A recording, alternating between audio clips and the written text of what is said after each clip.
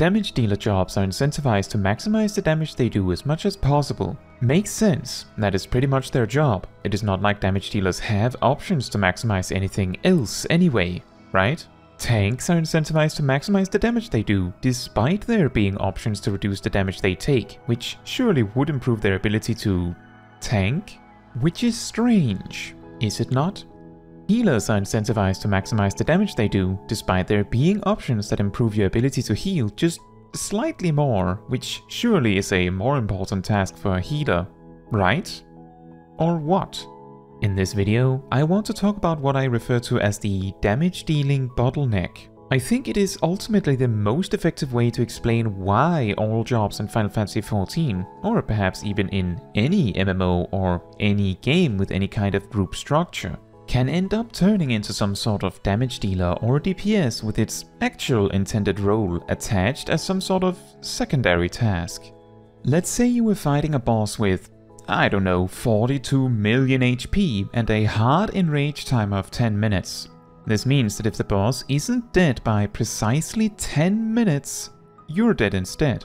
This translates into a required total raid DPS of 70,000. If a well-geared DPS can produce, say, around 13,000 DPS, then in a group with 4 DPS, 2 tanks and 2 healers, you would already have 52,000 of the 70,000 covered.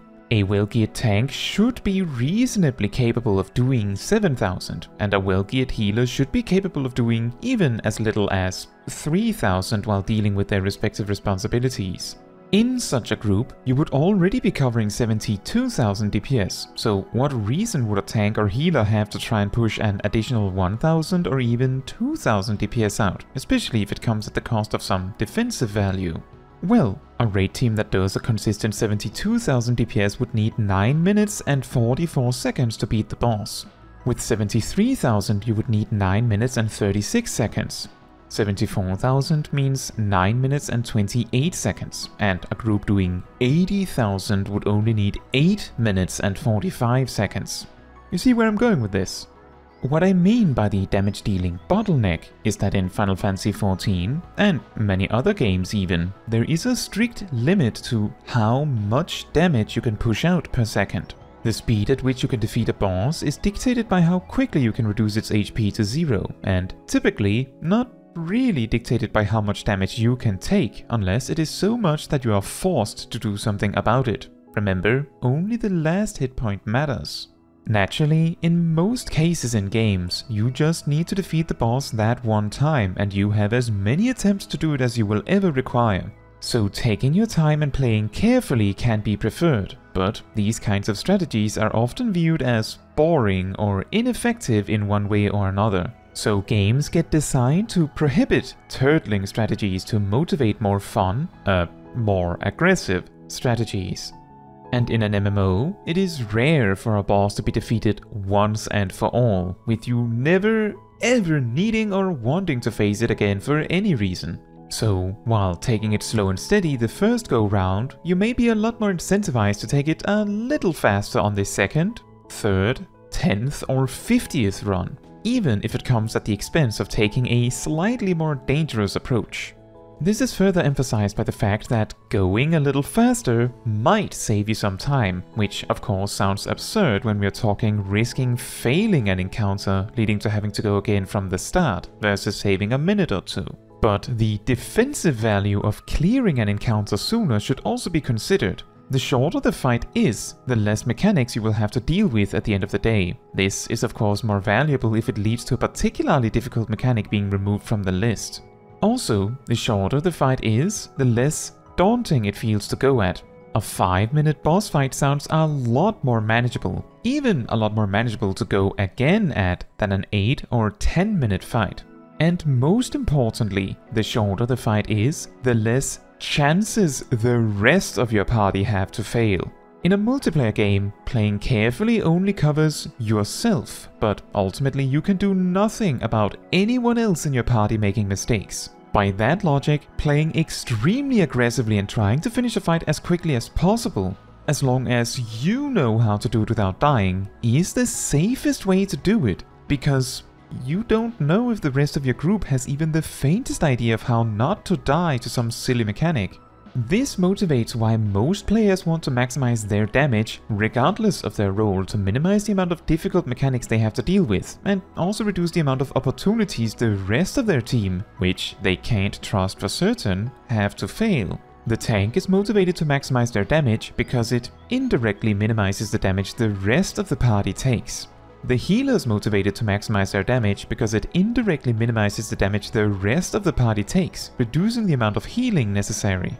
Another reason that the damage dealing bottleneck becomes so significant is because in Final Fantasy XIV, the alternative defensive options that you can choose over damage are far too weak to compete, and are certainly not helped by the sheer quantity of defensive options jobs are given out of the box.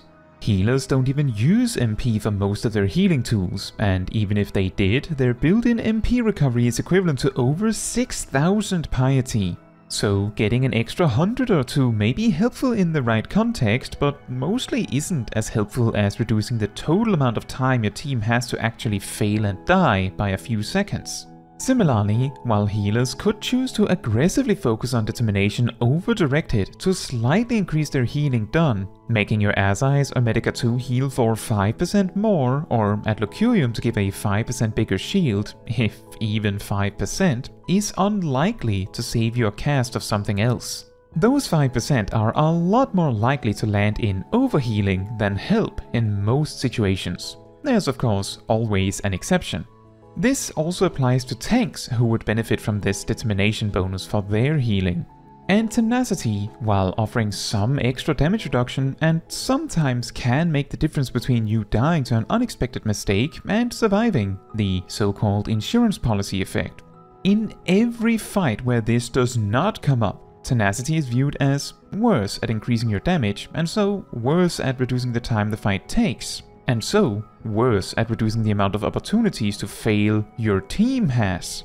The value of tenacity is also further reduced by the sheer quantity of defensive cooldowns tanks, healers, and even damage dealers can offer.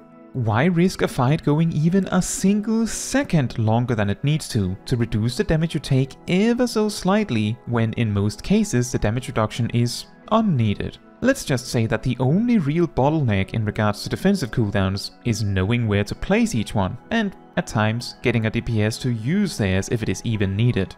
As long as you hold up the shield and protect yourself or your team rather than dishing out damage, you are relying on your team to do it for you.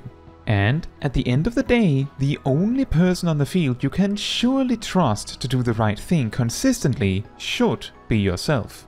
This means that as you get better at a game, especially a multiplayer team game, the worse playing defensively gets, and the better playing aggressively and offensively gets, until you reach the damage dealing bottleneck, where you are pushing as much damage as you possibly can through, and rely on and trust everyone else to do the same. Which is a bit ironic given that the original motivation to do this partly stems from a complete lack of trust in your team to know what they are doing.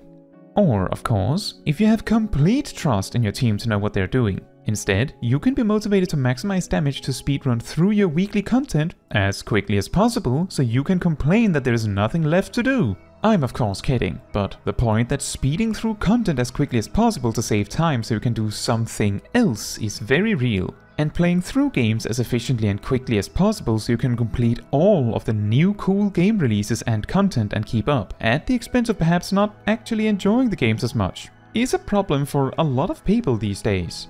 So to conclude on this discussion about the damage dealing bottleneck, I want to suggest, perhaps a bit ironically, that maybe we don't need to optimize and perfect everything. If a raid boss does not require you to be perfect to beat it, then maybe focusing a bit more on a more creative or more fun strategy may be better for enjoying it. I don't know, and we're all different of course, but if you focus a bit less on the damage dealing bottleneck, a little less on passes and logs, then maybe you could enjoy the content for a bit longer. Just remember that there is a difference between playing in a slightly different or more creative way, and intentionally playing badly. But with that said, that is all for this video. Thank you so much for watching. If you want to support me and my channel, you can let the YouTube algorithm know by liking the video, leaving a comment, subscribing and hitting the bell to get notified when next I post a video. And if you want to give even more support than that, you can also become a member of the channel like these wonderful people here. Fun fact, skip Soar or disband. When Zurvan Extreme was current content back in Heavensward, a very common strategy was to bring only one tank because it allowed you to do enough damage to skip the very difficult Soar mechanic. This strategy was very common as players were apparently more willing to trust each other to maximize damage output, which is somewhat consistent, than trust each other to do a complex boss mechanic, even if just doing the mechanic properly would be the safer path. After all, bringing only one tank puts a lot of strain on the single tank, too.